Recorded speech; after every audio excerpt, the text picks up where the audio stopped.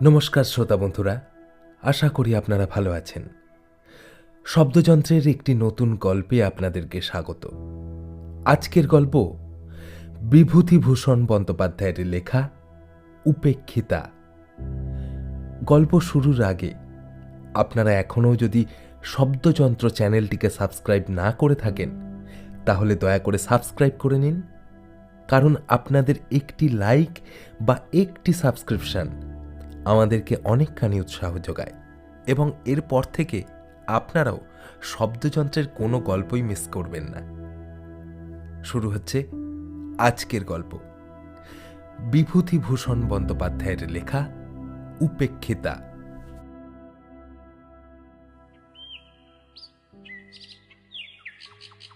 পথে যেতে যেতেই তাঁর সঙ্গে আমার পরিচয়। সে বোধহয় বাংলা ২ কি ৩ সালের কথা। নতুন কলেজ থেকে বার হয়েছি এমন সময় বাবা মারা গেলেন। সংসারের অবস্থা ভালো ছিল না। স্কুল মাস্টারি নিয়ে গেলুম হুগলি জেলার একটা পাড়া গাঁয়ে। গ্রামটির অবস্থা এক সময় ভালো থাকলেও আমি যখন গেলুম তখন তার অবস্থা ছিল খুবই শোচনীয়। খুব বড় গ্রাম, অনেকগুলো পাড়া। গ্রামের এক প্রান্ত থেকে আর এক প্রান্ত বোধহয় ১ ক্রোশেরও ওপর। প্রাচীন আম কাঁঠালের বনে সমস্ত গ্রামটা অন্ধকার। আমি ও গ্রামে থাকতুম না। গ্রাম থেকে প্রায় ১ মাইল দূরে সে গ্রামের রেল স্টেশন। স্টেশন মাস্টারের একটি ছেলেকে পড়ানোর ভার নিয়েই সেই রেলের পিডব্লিউডির একটা পরিত্যক্ত বাংলোয় থাকতুম। চারিদিক নির্জন মাঠ, মাঝে মাঝে তালবাগান। স্কুলটি ছিল গ্রামের ও প্রান্তে। মাঠের মধ্যে নেমে হেঁটে যেতুম প্রায় ১ ক্রোশ। একদিন বর্ষাকাল, বেলা ১০টা প্রায় বাজে। স্কুলে যাচ্ছি। সোজা রাস্তা দিয়ে না গিয়ে একটু শীঘ্র যাওয়ার জন্য পাড়ার ভেতর দিয়ে একটা রাস্তা নেমে গিয়েছে, সেইটে দিয়েই যাচ্ছি। সমস্ত পথটা বড় বড় আম কাঁঠালের ছায়ায় ভরা। একটু আগেই খুব এক পশলা বৃষ্টি হয়ে গিয়েছিল। আকাশ মেঘে আচ্ছন্ন ছিল। গাছের ডাল থেকে টুপ টুপ করে বৃষ্টির জল ঝরে পড়ছিল। একটা জীর্ণ ভাঙা ঘাটওয়ালা প্রাচীন পুকুরের ধার দিয়ে রাস্তা। সেই রাস্তা বেয়ে যাচ্ছি এমন সময় কে একটি স্ত্রীলোক, খুব টকটকে রংটা, হাতে বালা অনন্ত, পরনে চওড়া লাল পাড় শাড়ি, বয়স ২৪-২৫ হবে, পাশের একটা সরু রাস্তা দিয়ে ঘোড়া নিয়ে উঠলেন আমার সামনের রাস্তায়। বোধহয় পুকুরে জল নিতে যাচ্ছিলেন। আমায় দেখে ঘোমটা টেনে পথের পাশে দাঁড়ালেন। আমি পাশ কাটিয়ে জোরে চলে গেলুম। আমার এখন স্বীকার করতে লজ্জা হয়, কিন্তু তখন আমি ইউনিভার্সিটির সদ্য প্রসূত গ্র্যাজুয়েট, বয়স সবে ২০, অবিবাহিত। সংস্কৃত কাব্য সাহিত্যের পাতায় পাতায় যেসব তরলিকা, মঞ্জুলিকা, বাসন্তী, উজ্জয়িনীবাসিনী, অগরু বাসমোদিত কেশা তরুণী অভিসারিকার দল, তারা আর তাদের সঙ্গে ইংরেজি কাব্যের কত অ্যালথিয়া, কত জেনেভ, কত থিওসেবিয়া, তাদের নীল নয়ন আর তুষার ধবল কোমল বাহুবল্লী নিয়ে আমার তরুণ মনের মধ্যে রাত দিন একটা সুমিষ্ট কল্পলোকের সৃষ্টি করে রেখেছিল। তাই সেদিন সেই সুশ্রী তরুণীর রূপ, তার বালা অনন্ত পরা অনাবৃত হাত দুটির সুঠাম সৌন্দর্য, আর সকলের ওপর তাঁর পরনের শাড়ি দ্বারা নির্দিষ্ট তার সমস্ত দেহের একটা মহিমান্বিত সীমারেখা আমাকে মুগ্ধ এবং অভিভূত করে ফেলল। আমার মনের ভিতর এক প্রকারের নতুন অনুভূতি, আমার বুকের রক্তের তালে তালে সেদিন একটা নতুন স্পন্দন আমার কাছে বড় স্পষ্ট হয়ে উঠল। বিকেলবেলায় রেল লাইনের ধারে মাঠে গিয়ে চুপ করে বসে রইলুম। তালবাগানের মাথার ওপর সূর্য অস্ত যাচ্ছিল। বেগুনি রঙের মেঘগুলো দেখতে দেখতে ক্রমে ধূসর, পরেই আবার কালো হয়ে উঠতে লাগলো। আকাশের অনেকটা জুড়ে মেঘগুলো দেখতে হয়েছিল যেন একটা আদিম যুগের জগতের উপরিভাগের বিস্তীর্ণ মহাসাগর। বেশ কল্পনা করে নেওয়া যাচ্ছিল সেই সমুদ্রের চারিপাশে একটা গাঢ় রহস্য ভরা অজ্ঞাত মহাদেশ, যার অন্ধকারময় বিশাল অরণ্যানীর মধ্যে প্রাচীন যুগের লুপ্ত অতিকায় প্রাণীরা সব ঘুরে বেড়াচ্ছে। দিন কেটে গিয়ে রাত হলো। বাসায় এসে কিডস পড়তে শুরু করলুম। পড়তে পড়তে কখন ঘুমিয়ে পড়েছি। মাটির প্রদীপের বুক পুড়ে প্রদীপ কখন নিভে গিয়েছে। অনেক রাত্রে উঠে দেখলুম বাইরে টিপ টিপ করে বৃষ্টি পড়ছে, আকাশ মেঘে অন্ধকার। তার পরদিনও পাড়ার ভেতর দিয়ে গেলুম। সেদিন কিন্তু তাকে দেখলুম না। আসবার সময়ও সেখান দিয়েই এলুম, কাউকেই দেখলুম না। পরদিন ছিল রবিবার। সোমবার দিন আবার সেই পথ দিয়েই গেলুম। পুকুরটার কাছাকাছি গিয়েই দেখি যে তিনি জল নিয়ে ঘাটের সিঁড়ি বেয়ে উঠছেন। আমায় দেখে ঘোমটা টেনে দিয়ে চুপ করে দাঁড়িয়ে রইলেন। আমার বুকের রক্তটা যেন দুলে উঠল। খুব জোরে হেঁটে বেরিয়ে গেলুম। রাস্তার বাঁকের কাছে গিয়ে ইচ্ছে আর দমন করতে না পেরে একবার পিছন ফিরে তাকালুম। দেখি তিনি ঘাটের ওপর উঠে ঘোমটা খুলে কৌতূহলী নেত্রে আমার দিকেই চেয়ে রয়েছেন। আমি চাইতেই ঘোমটাটা আবার টেনে দিলেন। ওপরের পথটা ছেড়েই দিলুম একেবারে। পুকুরের পথ দিয়েই রোজ যাই। দু একদিন পরে আবার একদিন তাকে দেখতে পেলুম। আমার মনে হলো সেদিনও তিনি আমায় একটু আগ্রহের সঙ্গে লক্ষ্য করলেন। এইভাবে 15-20 দিন কেটে গেল। কোনো দিন তাকে দেখতে পাই, কোনো দিন পাই না। আমার কিন্তু বেশ মনে হতে লাগলো তিনি আমার প্রতি দিন দিন আগ্রহান্বিত হয়ে উঠছেন। আজকাল ততটা ব্যস্তভাবে ঘোমটা দেন না। আমারও কি হলো, তার গতিভঙ্গির একটা মধুর শ্রী, তার দেহের একটা শান্ত কমনীয়তা আমায় দিন দিন যেন অক্টোপাসের মতো জড়িয়ে ফেলতে লাগলো। একদিন তখন আশ্বিন মাসের প্রথম, শরৎ পড়ে গিয়েছে। নীল আকাশের সাদা সাদা লঘু মেঘখণ্ড উড়ে যাচ্ছে। চারিদিকে খুব রৌদ্র ফুটে উঠেছে।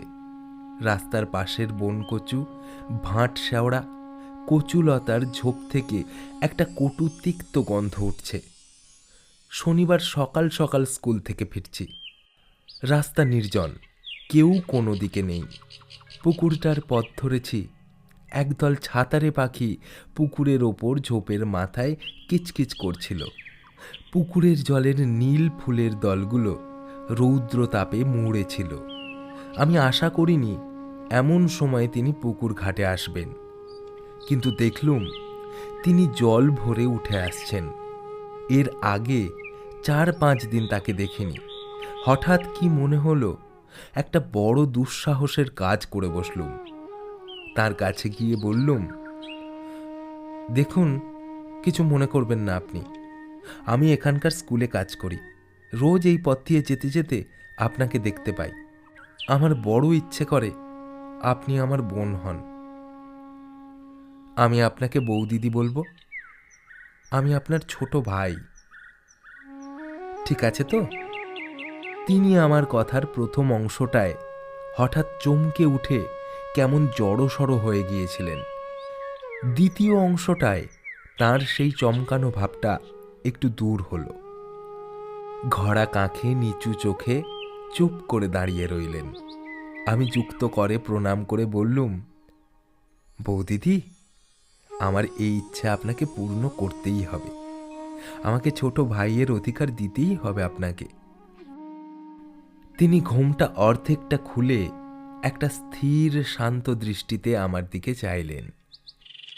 সুশ্রী মুখ আমি দেখিনি তা নয়, তবুও মনে হলো তার ডাগর কালো চোখ দুটির শান্ত ভাব, তার ঠোঁটের নিচের একটা বিশেষ ভাঁজ, এই দুটিতে মিলে তার সুন্দর মুখের গড়নে এমন একটা বৈচিত্র্য এনেছে যা সচরাচর চোখে পড়ে না। খানিকক্ষণ দুজনেই চুপ করে রইলুম। তারপর তিনি জিজ্ঞাসা করলেন, তোমার বাড়ি কোথায়? আনন্দে সারা গা কেমন শিউরে উঠল। বললুম, কলকাতার কাছে, 24 পরগনা জেলা, এখানে স্টেশনে থাকি। তিনি জিজ্ঞাসা করলেন, তোমার নাম কি? নাম বললুম। তিনি বললেন, তোমার বাড়িতে কে কে আছেন? বললুম, এখন বাড়িতে শুধু মা আর 2টি ভাই। বাবাই 2 বৎসর আগে মারা গিয়েছেন। তিনি একটু যেন আগ্রহের সুরে বললেন, তোমার কোনো বোন নেই? আমি বললুম, না, আমার 2জন বড় বোন ছিলেন, তারা অনেক দিন আগে মারা গিয়েছেন। বড়দি যখন মারা যান তখন আমি খুব ছোট। মেজদি 5-6 বছর আগে মারা গিয়েছেন। আমি এই মেজদিকেই জানতুম। তিনি আমায় বড় ভালোবাসতেন। তিনি আমার চেয়েও 6 বৎসরের বড় ছিলেন। তার দৃষ্টি একটু ব্যথা কাতর হয়ে এলো। জিজ্ঞাসা করলেন, তোমার মেজদি থাকলে এখন তার কত বয়স হতো? বললুম, এই 24 বছর।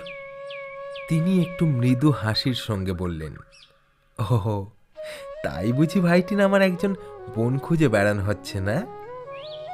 কি মিষ্টি হাসি, কি মধুর শান্ত ভাব। মাথা নিচু করে প্রণাম করে তার পায়ের ধুলো নিয়ে বললুম,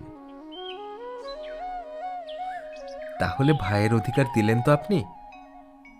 তিনি শান্ত হাসি মাখা মুখে চুপ করে রইলেন। আমি বললুম, বৌদি, আমি জানতুম আমি পাব।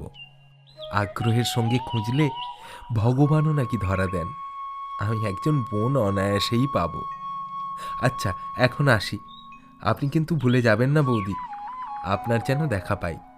রবিবার বাদে আমি দুবেলাই এই রাস্তা দিয়ে যাব। আমার মাঠের ধারের তালবাগানটার পাখিগুলো রোজই সকাল বিকাল ডাকে। একটা কি পাখি তার সুর খাত থেকে ধাপে ধাপে তুলে একেবারে পঞ্চমে চড়িয়ে আনে। মন যেদিন ভারী থাকে সেদিন সে সুরের উদাস মাধুর্য প্রাণের মধ্যে কোনো সাড়া দেয় না। আজ দেখলুম পাখিটার গানের সুরের স্তরে স্তরে হৃদয়টা কেমন লঘু থেকে লঘুতর হয়ে উঠছে। মনে হতে লাগলো জীবনটা কেবল কতগুলো স্নিগ্ধ ছায়া শীতল পাখির গানে ভরা অপরাহ্নের সমষ্টি। আমার পৃথিবীটা শুধু নীল আকাশের তলায় ইতস্তত বর্ধিত অযত্ন সম্ভূত তাল নারিকেলের গাছের বন দিয়ে তৈরি, যাদের ঈষৎ কম্পমান দীর্ঘ শ্যামল পত্র শীর্ষ অপরাহ্নে অবসন্ন রৌদ্রে চিকচিক করছে। তারপর দিন বৌদিদির সঙ্গে দেখা হলো ছুটির পর বিকেলবেলা। বৌদিদি যেন চাপা হাসির সুরে জিজ্ঞাসা করলেন, এই যে বিমলের বুঝি আজ খুব সকাল সকাল স্কুলে যাওয়া হয়েছিল? আমি উত্তর দিলুম, বেশ বৌদি, আমি ওবেলা তো ঠিক সময়ে গেলুম, আপনিই ছিলেন না। এখন দোষটা বুঝি আমার ঘাড়ে চাপানো হচ্ছে না? আর বৌদি, ঘাটে ওবেলা আরও সব মেয়েরা ছিলেন। বৌদিদি হেসে ফেললেন, বললেন, তাই তো, ভাইটির আমার ওবেলা তাহলে বড় বিপদ গিয়েছে। আমার একটু লজ্জা হলো। ভালো করে জবাব দিতে না পেরে বললুম, না তা নয় বৌদি, আমি এখানে অপরিচিত, পাড়ার মধ্যে দিয়ে পথ, পাছে কেউ কিছু মনে করে। বৌদিদির চোখের কৌতুক দৃষ্টি তখনও যায়নি। তিনি বললেন, আমি ওবেলা ঘাটের জলেই ছিলাম বিমল। তুমি ওই চটকা গাছটার তলায় গিয়ে একবার ঘাটের এদিকে চেয়ে দেখলে, কিন্তু আমায় দেখতে পাওনি। আমি জিজ্ঞাসা করলুম, বৌদি, আপনার বাপের বাড়ি কোথায়? বৌদি উত্তর দিলেন, খোলাপোতা চেনো? সেই খোলাপোতায়। আমি ইতস্তত করছি দেখে আমায় আর একটু বিশদ সংবাদ দিয়ে বললেন, ওই যে খোলাপোতার রাস। বৌদিদির হাসি ভরা দৃষ্টি যেন একটু গর্ব মিশ্রিত হয়ে উঠল। কিন্তু বলা আবশ্যক যে খোলাপোতা বলে কোনো গ্রামের নাম আমি এ অবধি শুনিনি। অথচ বৌদির বাপের বাড়ি, যেখানে এমন রাস হয়, সেই বিশ্ববিশ্রুত খোলাপোতার ভৌগোলিক অবস্থান সম্বন্ধে আমার অজ্ঞতা পাছে তার মনকে ব্যথা দেয়, এই ভয়ে বলে ফেললুম, ও সেই খোলাপোতায়। আচ্ছা, ওটা কোন জেলায় যেন ভালো? বৌদিদির কাছ থেকে সাহায্য পাবার প্রত্যাশা করেছিলুম, কিন্তু দেখলুম তিনি সে বিষয়ে নির্বিকার। তার হাসি ভরা সরল মুখখানির দিকে চেয়ে আমার করুণা হলো। এই সমস্ত জটিল ভৌগোলিক তত্ত্বের মীমাংসা নিয়ে তাকে পীড়িত করতে আর আমার মন সরল না। বললুম, আচ্ছা বৌদি, আসি তাহলে। বৌদিদি তাড়াতাড়ি ঘড়ার মুখ থেকে কলা পাতার মোড়া কি একটা বার করলেন। সেইটি আমার হাতে দিয়ে বললেন, কাল চাপড়া ষষ্ঠীর জন্য ক্ষীরের পুতুল তৈরি করেছিলাম, আর গোটা কত কলার বড়া আছে, বাসায় গিয়ে খেও। 4-5 দিন জ্বরে ভোগার পর একদিন পথ্য পেয়ে স্কুলে যাচ্ছি। বৌদিদির সঙ্গে দেখা। আমায় আসতে দেখে বৌদিদি উৎসুক দৃষ্টিতে অনেক দূর থেকে আমায় দেখছিলেন।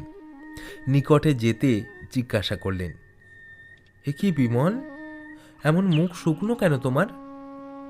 বললুম, জ্বর হয়েছিল বৌদিদি। বৌদিদি উদ্বেগের সুরে বললেন, ও তাই তুমি 4-5 দিন আসনি বটে। আমি ভাবলাম বোধহয় কিসের ছুটি আছে। আহা, তাই তো, বড্ড রোগা হয়ে গিয়েছ বিমল। তাঁর চোখের দৃষ্টিতে একটা সত্যিকারের ব্যথা মিশ্রিত স্নেহের আত্মপ্রকাশ বেশ বুঝতে পেরে মনের মধ্যে একটা নিবিড় আনন্দ পেলুম। হেসে বললুম, যে দেশ আপনাদের বৌদি, একবার অতিথি হলে আপ্যায়নের চোটে একেবারে অস্থির করে তুলবে। বৌদিদি জিজ্ঞাসা করলেন, আচ্ছা বিমল, ওখানে তোমায় কে রেঁধে দেয়? আমি বললুম, কে আবার রাঁধবে, আমি নিজেই। বৌদিদি একটু চুপ করে রইলেন, তারপরে বললেন, আচ্ছা বিমল, এক কাজ করো না কেন? আমি জিজ্ঞেস করলুম, কি বৌদি? তিনি বললেন, মাকে এই পুজোর পর নিয়ে এসো। এরকমভাবে কি করে বিদেশে কাটবে বিমল? লক্ষ্মীটি, ছুটির পর মাকে অবশ্যই করে নিয়ে এসো। এই গায়ের ভেতর অনেক বাড়ি পাওয়া যাবে, আমাদের পাড়াতেই আছে। না হলে অসুখে বিসুখে কি একটু জল দেয় বলো তো? আচ্ছা বিমল, আজ যে পথ্য করলে, কে রেঁধে দিলে? আমার হাসি পেল। বললুম, কে আবার দেবে বৌদি, নিজেই করলুম। তিনি আমার দিকে যেন কেমনভাবে খানিকক্ষণ চেয়ে রইলেন। তার সেদিনকার সেই সহানুভূতি বিগলিত স্নেহ মাখানো মাতৃমুখের জল ভরা কালো চোখ দুটি পরবর্তী জীবনে আমার অনেক দিন পর্যন্ত মনে ছিল। সেদিন স্কুল থেকে আসবার সময় দেখি বৌদিদি যেন আমার জন্যেই অপেক্ষা করছিলেন। আমায় দেখে কলা পাতায় মোড়া কি একটা আমার হাতে দিয়ে বললেন, শরীরটা একটু না সারলে রাত্রে গিয়ে কি করে রান্না করবে তুমি বিমল? এই খাবার দিলাম, রাত্রে খেও। বোধহয় একটু আগেই তৈরি করে এনেছিলেন। আমি হাতে বেশ গরম পেলুম। বাসায় এসে কলার পাতা খুলে দেখি খান কতক রুটি, মোহনভোগ আর মাছের একটা ডালনা মতো। তারপর দিন ছুটির পর আসবার সময়ও দেখি বৌদিদি খাবার হাতে দাঁড়িয়ে রয়েছেন। আমার হাতে দিয়ে বললেন, বিমল, তুমি তোমার ওখানে দুধ নাও। আমি বললুম, কেন, তাহলে দুধ খানিকটাও দিয়ে দেন বুঝি? সত্যি বলছি বৌদি, আপনি আমার জন্য এ অনর্থক কষ্ট করবেন না, তাহলে কিন্তু এ রাস্তা দিয়ে আমি আর আসছি না। বৌদিদির গলা ভারী হয়ে এলো। আমার ডান হাতটা আস্তে আস্তে এসে ধরে ফেললেন। বললেন, লক্ষ্মী ভাই, ছি, ও কথা বলো না। আমি যদি তোমার মেজদিই হতাম, তাহলে এ কথা কি আজ আমায় বলতে পারতে? আমার মাথার দিব্যি রইল, এ পথে রোজ তোমায় যেতেই হবে। সেই দিন থেকে বৌদি রোজ রাত্রে খাবার দেওয়া শুরু করলেন। 7-8 দিন পরে রুটির বদলে কোনোদিন লুচি, কোনোদিন পরোটা দেখা দিতে লাগলো। তার সে আগ্রহ ভরা মুখের দিকে চেয়ে আমি তার সেসব স্নেহের দান ঠিক অস্বীকারও করতে পারতুম না। অথচ এই ভেবে অস্বস্তি বোধ করতুম যে আমার এই নিত্য খাবার জোগাতে না জানি বৌদিদিকে কত অসুবিধাই পোহাতে হচ্ছে। তারপরই আশ্বিন মাসের শেষে পুজোর ছুটি এসে পড়াতে আমি নিষ্কৃতি পেলাম। সমস্ত পুজোর ছুটিটা কি নিবিড় আনন্দেই কাটল সেবার। আমার আকাশ বাতাস যেন রাত দিন আফিমের রঙিন ধুমে আচ্ছন্ন থাকত। ভোরবেলা উঠোনের শিউলি গাছের সাদা ফুল বিছানো তলাটাকে দেখলে হেমন্ত রাত্রির শিশির ভেজা ঘাসগুলোর গা যেমন শিউরে আছে, ওই রকম আমার গা শিউরে উঠত।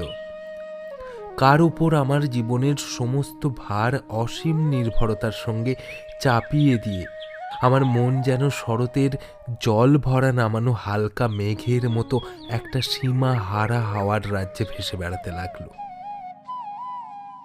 ছুটি ফুরিয়ে গেল। প্রথম স্কুল খোলবার দিনে পথে তাকে দেখলুম না। বিকেলে যখন ফিরি তখন শীতল হাওয়া একটু একটু দিচ্ছে। পথের ধারের এক জায়গায় খানিকটা মাটি কারা বর্ষাকালে তুলে নিয়েছিল, সেখানটায় এখন বনকচু, কালকাসুন্দা, ধুতরা, কুঁচকাটা, ঝুমকোলতার দল পরস্পরকে জড়াজড়ি করে একটুখানি ছোট ছোট ঝোপের মতো তৈরি করেছে। শীতল হেমন্ত অপরাহ্নের ছায়া সবুজ ঝোপটির ওপর নেমে এসেছে। এমন একটা মিষ্টি নির্মল গন্ধ গাছগুলো থেকে উঠছে, এমন সুন্দর শ্রী হয়েছে ঝোপটির। সমস্ত ঝোপটি যেন বনলক্ষ্মীর শ্যামলা শাড়ির একটা অঞ্চল প্রান্তের মতো। তার পরদিন তাকে দেখলুম। তিনি আমায় লক্ষ্য করেননি। আপন মনে ঘাটের চাতালে উঠতে যাচ্ছিলেন। আমি ডাকলুম, বৌদি। বৌদিদি কেমন হঠাৎ চমকে উঠে আমার দিকে ফিরলেন। এ কি বিমল, কবে এলে? আজ কি স্কুল খুলল? কিরকম আছো?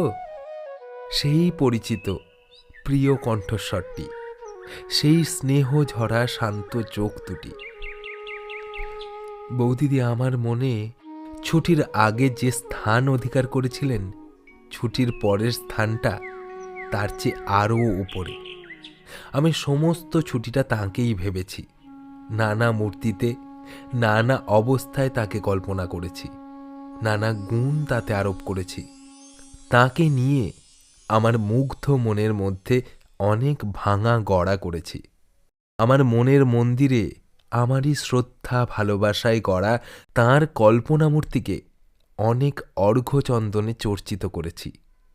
তাই সেদিন যে বৌদিদিকে দেখলুম, তিনি পূজার ছুটির আগেকার সে বৌদিদি নন। তিনি আমার সেই নির্মলা পুণ্যদয়া পুণ্যময়ী মানসী প্রতিমা। আমার পার্থিব বৌদিদিকে তিনি তার মহিমাখচিত দিব্য বসনের আচ্ছাদনে আবৃত করে রেখেছিলেন। তাঁর স্নেহ করুণার জ্যোতির্বাষ্পে বৌদিদির রক্তমাংসের দেহটার একটা আড়াল সৃষ্টি করেছিলেন। আমার মাথা শ্রদ্ধায় সম্ভ্রমে নত হয়ে পড়ল। আমি তার পায়ের ধুলো নিয়ে প্রণাম করলুম। বৌদিদি বললেন, এসো এসো ভাই, আর প্রণাম করতে হবে না, আশীর্বাদ করছি এমনি, রাজা হও।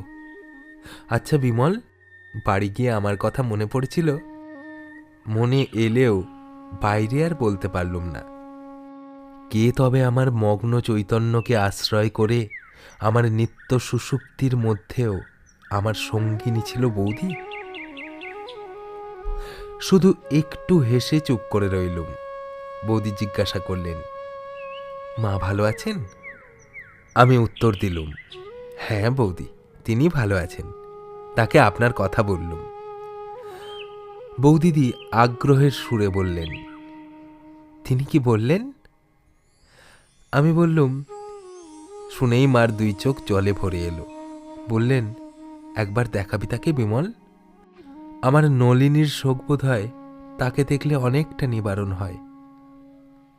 বৌদিদিরও দেখলুম দু চোখ ছলছল করে এলো। আমায় বললেন, হ্যাঁ বিমল, তা মাকে এই মাসে নিয়ে এলে না কেন? আমি বললুম, সে এখন হয় না বৌদি। বৌদিদি একটু ক্ষুব্ধ হলেন, বললেন, বিমল, জানো তো সেবার কিরকম কষ্টটা পেয়েছ? এই বিদেশ বিভুই মাকে আনলে এই মিথ্যে কষ্টটা তো আর ভোগ করতে হয় না। আমি উত্তর দিলুম, বৌদি, আমি তো আর ভাবিনি যে আমি বিদেশে আছি। যেখানে আমার বৌদি রয়েছেন সে দেশ আমার বিদেশ নয়।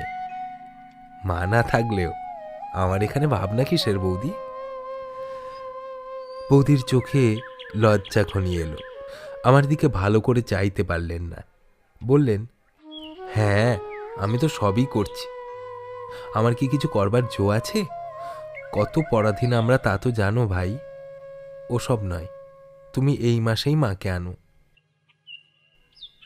আমি কথাটাকে কোনো রকমে চাপা দিয়ে সেদিন চলে এলুম। তার পরদিন ছুটির পর বৌদির সঙ্গে দেখা। অন্যান্য কথাবার্তার পর আসবার সময় তিনি কলা পাতায় মোড়া আবার কি একটা বার করলেন। তার হাতে কলার পাতা দেখলেই আমার ভয় হয়। আমি শঙ্কিত চিত্তে বলে উঠলুম, ও আবার কি বৌদি? আবার সেই? বৌদিদি বাধা দিয়ে বললেন, আমার কি কোনো স্বাদ নেই বিমল? ভাই ফোঁটাটা অমনি অমনি গেল, কিছুই করতে পারলুম না। কলা পাতায় মোড়া রহস্যটি আমার হাতে দিয়ে বললেন, এতে একটু মিষ্টি মুখ করো, আর এইটে নাও, একখানা কাপড় কিনে নিও। কথাটা ভালো করে শেষ না করেই বৌদি আমার হাতে 10 টাকার নোট দিতে এলেন। আমি চমকে উঠলুম, বললুম, এ কি বৌদি? না না, এ কিছুতেই হবে না। খাবার আমি নিচ্ছি, কিন্তু টাকা নিতে পারবো না। আমার কথাটার সর্বোধয় একটু তীব্র হয়ে পড়েছিল। বৌদিদি হঠাৎ থতমত খেয়ে গেলেন। তার প্রসারিত হাতখানা ভালো করে যেন গুটিয়ে নিতেও সময় পেলেন না, যেন কেমনও হয়ে গেলেন। তারপর একটুখানি অবাক হয়ে আবার আমার দিকে চেয়ে থাকবার পরই তার টানা টানা কালো চোখ দুটি ছাপিয়ে বাঁধ ভাঙা বন্যার স্রোতের মতো জল গড়িয়ে পড়ল। আমার বুকে যেন কিসের খোঁচা বিঁধল। এই নিতান্ত সরলা মেয়েটির আগ্রহ ভরা স্নেহ উপহার রূঢ়ভাবে প্রত্যাখ্যান করে তার বুকে যে লজ্জা ব্যথার শুল বিদ্ধ করলুম, সে ব্যথার প্রতিঘাত অদৃশ্যভাবে আমার নিজের বুকেও গিয়ে বাজল। আমি তাড়াতাড়ি 2 হাতে তার পায়ের ধুলো নিয়ে তার হাত থেকে নোটখানা ও খাবার 2 নিয়ে বললুম, বৌদি, ভাই বলে এ অপরাধ এবারটার মতো মাপ করুন, আর কখনো আপনার অবাধ্য হব না। বৌদিদির চোখের জল তখনও থামেনি। 2 চোখ জলে ভরা সে তরুণী দেবী মূর্তির দিকে ভালো করে চাইতে না পেরে আমি মাথা নিচু করে অপরাধীর মতো দাঁড়িয়ে রইলুম।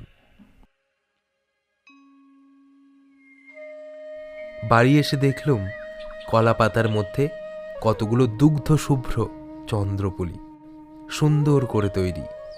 সমস্ত রাত ঘুমের ঘোরে বৌদিদির বিষণ্ণ কাতর দৃষ্টি বারবার চোখের সামনে ভাসতে লাগল। মাসখানেক কেটে গেল। প্রায়ই বৌদির সঙ্গে দেখা হতো। এখন আমরা ভাই বোনের মতো হয়ে উঠেছিলাম। সেই রকমই পরস্পরকে ভাবতুম। একদিন আসছি, ফ্লানেল শার্টের একটা বোতাম আমার ছিল না। বৌদি জিজ্ঞাসা করলেন, এ কি, তোমার বোতাম কোথায় গেল? আমি বললুম, সে কোথায় গিয়েছে বৌদি, বোতাম পরাতে জানি না, কাজেই এই অবস্থা। তার পরদিনই দেখলুম তিনি ছুঁচ সুতো বোতাম সমেতই এসেছেন।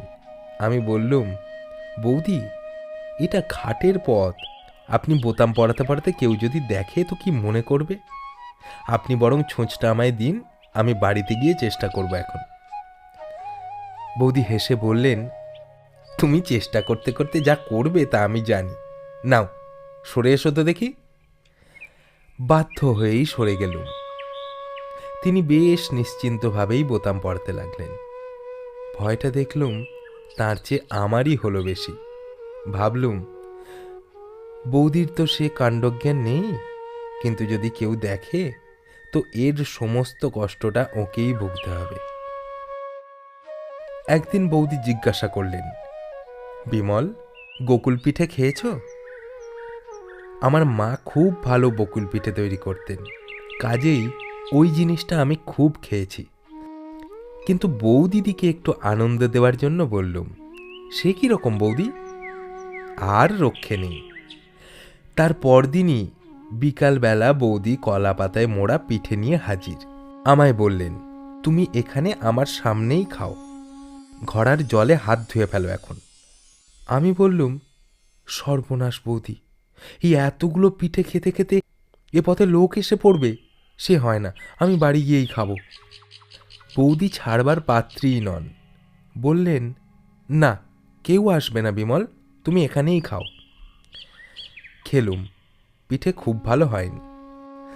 আমার মায়ের নিপুণ হাতের তৈরি পিঠের মতো নয়, বোধহয় নতুন করতে শিখেছেন, ধারগুলো পুড়ে গিয়েছে, আস্বাদও ভালো নয়। বললুম, বাহ বৌদি, বড় সুন্দর তো, এ কোথায় তৈরি করতে শিখলেন? আপনার বাপের বাড়ির দেশে বুঝি? বৌদির মুখের হাসি আর ধরে না, হাসি মুখে বললেন, আমি আমাদের গুরুমা এসেছিলেন, তিনি শহরের মেয়ে, অনেক ভালো খাবার করতে জানেন, তার কাছ থেকেই শিখে নিয়েছিলাম। তারপর সারা শীতকাল অন্যান্য পিঠের সঙ্গে গোকুল পিঠের পুনরাবৃত্তিও চলল। ওই যে বলেছি, আমার ভালো লেগেছে, আর রক্ষে নেই। একটা কথা আছে, কিছুদিন ধরে আমার মনের মধ্যে একটা আগ্রহ একটু একটু করে জমছিল, জীবনটাকে খুব বড় করে অনুভব করার জন্যে। আমার এই 20-21 বছর বয়সে এই ক্ষুদ্র পাড়াগাঁয়ের খাঁচার পাখির মতো আবদ্ধ থাকা ক্রমেই অসহ্য হয়ে উঠছিল। চলেও যেতাম এতদিন, এখানকার একমাত্র বন্ধন হয়ে উঠেছিল বৌদিদি। তাঁরই আগ্রহে, স্নেহ, যত্নে সে অশান্ত ইচ্ছাটা কিছুদিন চাপা ছিল। এমন সময় মাঘ মাসের শেষের দিকে আমার এক আত্মীয় আমায় লিখলেন যে তাঁদের কারখানা থেকে কাচের কাজ শেখানোর জন্য ইউরোপ আমেরিকায় ছেলে পাঠানো হবে। অতএব আমি যদি জীবনে কিছু করতে চাই, তবে শীঘ্র যেন মোরাদাবাদ গিয়ে তার সঙ্গে দেখা করি। তিনি সেখানকার কাচের কারখানার ম্যানেজার। পত্র পেয়ে সমস্ত রাত ঘুম হলো না আমার। ইউরোপ, আমেরিকা, সে কত উর্মি সঙ্গীত মুখরিত শ্যামল সমুদ্র তট, কত অনুকূল সাগরের নীল জলরাশি, দূরে সবুজ বিন্দুর মতো ছোট ছোট সব দ্বীপ, ওই শিশিল, নতুন আকাশ, নতুন অনুভূতি, ডোভারের সাদা খড়ির পাহাড়, আমার কল্পলোকের সঙ্গিনী কনক কেশিনী, কত ক্লারা, কত মেরি, কত ইউজিনি।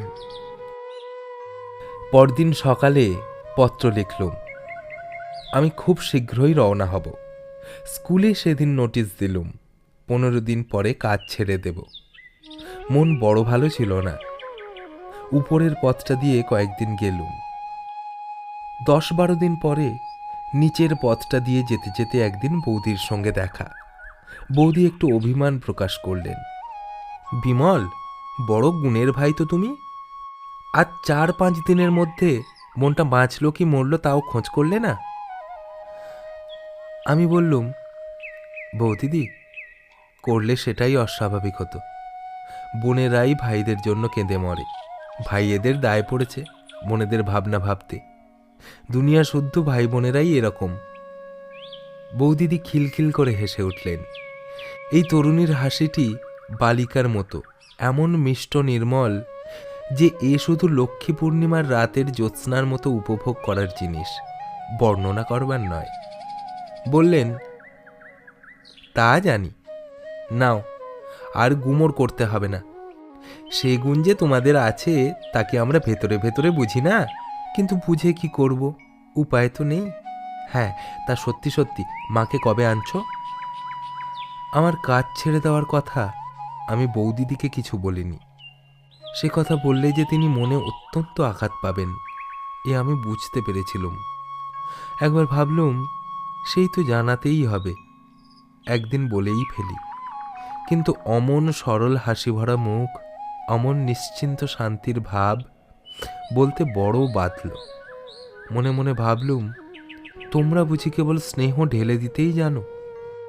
তোমাদের স্নেহ পাত্রদের বিদায়ের বাজনা যে বেজে উঠেছে, এ সম্বন্ধে এরকম অজ্ঞান কেন? জিজ্ঞাসা করলুম, বৌদি একটা কথা বলি, আপনি আমায় এই অল্প দিনে এত ভালোবাসলেন কি করে? আচ্ছা, আপনারা কি ভালোবাসার পাত্রপাত্রীও দেখেন না? আমি কে বৌদি যে আমার জন্য এত করেন? বৌদিদির মুখ গম্ভীর হয়ে এলো। তার ওই এক বড় আশ্চর্য ছিল, মুখ গম্ভীর হলে প্রায় চোখে জল আসবে, জল কেটে গেলে তো আবার হাসি ফুটবে, শরতের আকাশে রোদ বৃষ্টির খেলার মতো। বললেন, এতদিন তোমায় বলিনি বিমল, আজ 5 বছর হলো আমার ছোট ভাই আমার মায়া কাটিয়ে চলে গিয়েছে। তারও নাম ছিল বিমল। থাকলে সে তোমারই মতো হতো এতদিন, আর তোমারই মতো দেখতে। তুমি যেদিন প্রথম এ রাস্তা দিয়ে যাও, তোমায় দেখেই আমার মনের মধ্যে সমুদ্র উথলে উঠল। সেদিন বাড়ি গিয়ে আপন মনে কত কেঁদেছিলাম। তুমি এখান দিয়ে যেতে, রোজ তোমাকে দেখতুম। যেদিন তুমি আপনা হতেই দিদি বলে ডাকলে, সেদিন থেকে আজ পর্যন্ত যে কি সুখে আছি তা বলতে পারিনি। তুমি যে বড় বোনের মতো ভালোবাসো, তাতে আমি বিমলের শোক অনেকখানি ভুলেছি। ওই এক ভাই ছিল আমার। তুলসীতলায় রোজ সন্ধেবেলা কত প্রণাম করি, বলি, ঠাকুর, এক বিমলকে তো পায়ে টেনে নিয়েছ, আর এক বিমলকে যদি দিলে তো এর মঙ্গল করো, একে আমার কাছে রেখো। চোখের জলে বৌদিদির গলা আড়ষ্ট হয়ে গেল। আমি কিচ্ছু বললাম না। বলবো কি? একটু পরে বৌদিদি নিজেকে একটু সামলে নিয়ে জল ভরা চোখ দুটি তুলে আমার মুখের দিকে চাইলেন। কি সুন্দর তাকে দেখাচ্ছিল। কালো চোখ দুটি ছলছল করছে, টানা ভুরু যেন আরও নেমে এসেছে, চিবুকের ভাঁজটি আরও পরিস্ফুট, যেন কোনো নিপুণ প্রতিমাকারক সরু বাঁশের চেঁচাড়ি দিয়ে কেটে তৈরি করেছে। পথের পাশেই প্রথম ফাল্গুনের মুগ্ধ আকাশের তলায় আঁকড় ফুলের একটা ঝোপে কাঁটাওয়ালা ডালগুলিতে থলো থলো সাদা ফুল ফুটেছিল। মনের ফাঁকে ফাঁকে নেশা জমিয়ে আনে, এমনই তার মিষ্টি গন্ধ। দুজনে অনেকক্ষণ কথা বলতে পারলুম না। খানিক পরে বৌদিদি বললেন, সেই জন্যেই বলছি ভাই, মাকে আনো। আমাদের পাড়ার চৌধুরীদের বাড়িটা পড়ে আছে, ওরা এখানে থাকে না। খুব ভালো বাড়ি, কোনো অসুবিধে হবে না। তুমি মাকে নিয়ে এসো, ওখানেই থাকো। সে তাদের পত্র লিখে দিলেই রাজি হবেন। বাড়ি তো এমনিই পড়ে আছে। তোমার বোন পরাধীন, কিচ্ছু করবার ক্ষমতা নেই।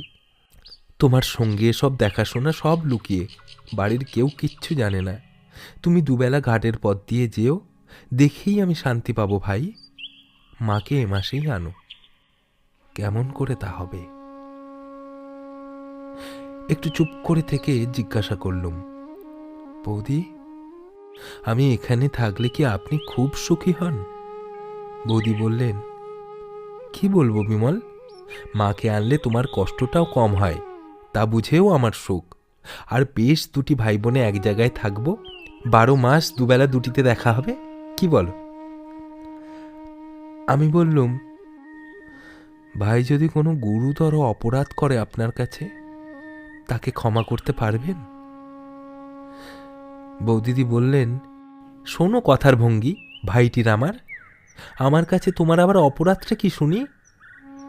আমি জোর করে বললুম, না বৌদি, ধরুন যদি করি তাহলে? বৌদিদি আবার হেসে বললেন, না না, তাহলেও না। ছোট ভাইটির কোনো কিছুতেই অপরাধ নেই আমার কাছে। আমি যে বড় বোন। চোখে জল এসে পড়ল। আড়ষ্ট গলায় বললুম, ঠিক বৌদি, ঠিক। বৌদি অবাক হয়ে গেলেন। বললেন, বিমল, কি হয়েছে ভাই, অমন করছো কেন? মুখ ফিরিয়ে আনতে উদ্যত হলুম। বললুম, কিছু না বৌদি, এমনিই বলছি। বৌদি বললেন, তবুও ভালো, ভাইটির আমার এখনো ছেলে মানুষই যায়নি। হ্যাঁ, ভালো কথা বিমল, তুমি ভালোবাসো বলে বাগানের কলার কাঁদি আজ কাটিয়ে রেখেছি, পাকলে একদিন দেব। এখন তার পরদিনই আমার নোটিশ অনুযায়ী স্কুলের কাজের শেষ দিন। গিয়ে শুনলাম আমার জায়গায় নতুন লোক নেওয়া ঠিক হয়ে গিয়েছে। স্কুলে সকলের কাছে বিদায় নিয়ে চলে এলুম, শুধু একবার শেষ দেখা করবার জন্যেই। তার পরদিন পুকুরের ঘাটে ঠিক সময়ে গেলুম। তার দেখা পেলে যে কি বলবো তা ঠিক করে যায়নি। সত্য কথা সব খুলে বলতে বোধহয় পারতুম সেদিন, কিন্তু দেখা হলো না। সব দিন তো দেখা হতো না, প্রায় 2-3 দিন অন্তর দেখা হতো, আবার কিছুদিন ধরে হয়তো রোজই দেখা হতো। সেদিন বিকালে গেলুম, তার পরদিন সকালেও গেলুম, কিন্তু দেখা পেলুম না। সেদিন চলে আসবার সময় সেখানকার মাটি একটু কাগজে মুড়ে পকেটে নিলুম, যেখানে তার সঙ্গে প্রথম পরিচয় হওয়ার দিন তিনি দাঁড়িয়েছিলেন। সেদিন বিকালে জিনিসপত্র গুছিয়ে নিয়ে চিরদিনের মতো সে গ্রামকে পরিত্যাগ করলুম। মাঠের কোলে ছাতিম গাছের বনের মধ্যে কোথায় ঘুঘু ডাকছিল। সেসব আজ 25-26 বছর আগের কথা। তারপর জীবনে কত ঘটনা ঘটে গেল। ভগবানের কি অসীম করুণার দানই আমার এইটুকু জীবন। উপভোগ করে দেখলুম এ কি মধু, কত নতুন দেশ, কত নতুন মুখ, কত জ্যোৎস্না রাত্রি, নতুন নবঝোপের নতুন ফুল, কত জুঁই ফুলের মতো শুভ্র নির্মল হৃদয়, কান্না জড়ানো কত মধুর স্মৃতি। কাকার কাছে মুরাদাবাদে কাচের কারখানায় গেলুম। বছরখানেক পরে তারা আমায় পাঠিয়ে দিলে জার্মানিতে কাচের কাজ শিখতে। তারপর কোলেও গেলুম কাটা বেলোয়ারি কাচের কারখানার কাজ শিখবার জন্য। কোলেও অনেক দিন রইলুম। সেখানে থাকতে একজন আমেরিকান যুবকের সঙ্গে খুব বন্ধুত্ব হলো। তিনি ইলিনয় বিশ্ববিদ্যালয়ের গ্র্যাজুয়েট। শিকাগো ইটার ওশান কাগজের তিনি ফ্রান্স দেশস্থ সংবাদদাতা। কেলোয়ে সবসময় উনি না থাকলেও প্রায় ওখানে আসতেন। তাঁরই পরামর্শে তাঁর সঙ্গেই আমেরিকায় গেলুম। তাঁর সাহায্যে 2-3টে বড় বড় কাচের কারখানায় কাজ দেখবার সুযোগ পেলুম। পিটসবার্গে কর্নেগির ওখানে প্রায় 6 মাস রইলুম, ব্লাস্ট ফার্নেসের কাজ ভালো করে বোঝবার জন্য। মিডল ওয়েস্টের একটা কাচের কারখানায় প্রভাত দে কি বসু বলে একজন বাঙালি যুবকের সঙ্গে দেখা হলো। তাঁরও বাড়ি 24 পরগনা জেলায়। সে ভদ্রলোক নিঃসম্বলে জাপান থেকে আমেরিকায় গিয়ে মহা হাবুডুবু খাচ্ছিলেন। তাঁরই মুখে শুনলুম সিয়াটেলে একটা নতুন কাচের কারখানা খোলা হচ্ছে। আমি জাপান দিয়ে আসবো স্থির করেছিলুম, কাজেই আসবার সময় সিয়াটেল গেলুম। তারপর জাপান ঘুরে দেশে এলুম। মা ইতিমধ্যে মারা গিয়েছিলেন। ভাই দুটিকে নিয়ে গেলুম মোরাদাবাদে। বেশি দিন ওখানে থাকতে হলো না। বোম্বেতে বিয়ে করেছি। আমার শ্বশুর এখানে ডাক্তারি করতেন। সেই থেকে বোম্বে অঞ্চলেরই অধিবাসী হয়ে পড়েছি। বহুদিন বাংলাদেশে যায়নি, প্রায় 16-17 বছর হলো। বাংলাদেশের জলমাটি গাছপালার জন্যে মনটা তৃষিত আছে। তাই আজ সন্ধ্যার সময় সমুদ্রের ধারে বসে আমার সবুজ শাড়ি পরা বাংলা মায়ের কথাই ভাবছিল। রাজাবাই টাওয়ারের মাথার ওপর এখনও একটু একটু রোদ্দুর আছে। বন্দরের নীল জলে মেসাজেরি মারিতিমদের একখানা জাহাজ দাঁড়িয়ে দাঁড়িয়ে ধোঁয়া ছাড়ছে। এখানা এখনই ছাড়বে। বাঁধারে খুব দূরে এলিফ্যান্টার নীল সীমারেখা। ভাবতে ভাবতে প্রথম যৌবনের একটা বিস্মৃত প্রায় ঝাপসা ছবি বড় স্পষ্ট হয়ে মনে এলো। 25 বছর পূর্বের এমনই এক সন্ধ্যায় দূর বাংলাদেশের এক নিভৃত পল্লীগ্রামের জীর্ণ শান বাঁধানো পুকুরের ঘাট বেয়ে উঠেছে আর্দ্র বসনা তরুণী এক পল্লীবধূ। মাটির পথের বুকে বুকে লক্ষ্মীর চরণচিহ্নের মতো তার জলসিক্ত পা দুখানির রেখা আঁকা। আঁধার সন্ধ্যায় তার পথের ধারের রেণুকুঞ্জে লক্ষ্মী প্যাঁচা ডাকছে। তার স্নেহ ভরা পবিত্র বুকখানি বাইরের জগৎ সম্বন্ধে নিশ্চিত অনিশ্চয়তায় ভরা। আম কাঁঠালের বনের মাথার ওপরকার নীলাকাশে দু একটা নক্ষত্র উঠে সরলা স্নেহ দুর্বলা বধূটির ওপর সস্নেহ কৃপা দৃষ্টিতে চেয়ে আছে।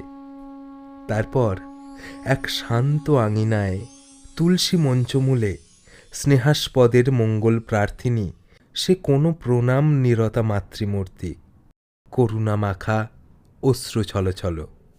ওগো লক্ষ্মী, ওগো স্নেহময়ী পল্লীবধূ, তুমি আজও কি আছো?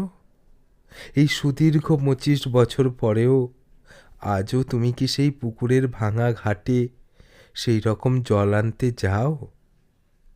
আজ সে কতকালের কথা হলো। তারপর জীবনে আবার কত কি দেখলুম, আবার কত কি পেলুম। আজ কতদিন পরে আবার তোমার কথা মনে পড়ল। তোমায় আবার দেখতে বড় ইচ্ছে করে দিদিমণি। তুমি আজও কি আছো? মনে আসছে অনেক দূরের যেন কোনো খড়ের ঘর, মিটমিটে মাটির প্রদীপের আলো, মৌন সন্ধ্যা, নীরব ব্যথার অশ্রু, শান্ত সৌন্দর্য, স্নেহ মাখা রাঙা শাড়ির আঁচল। আরব সমুদ্রের জলে এমন করুণ সূর্যাস্ত আর কখনো হয়নি।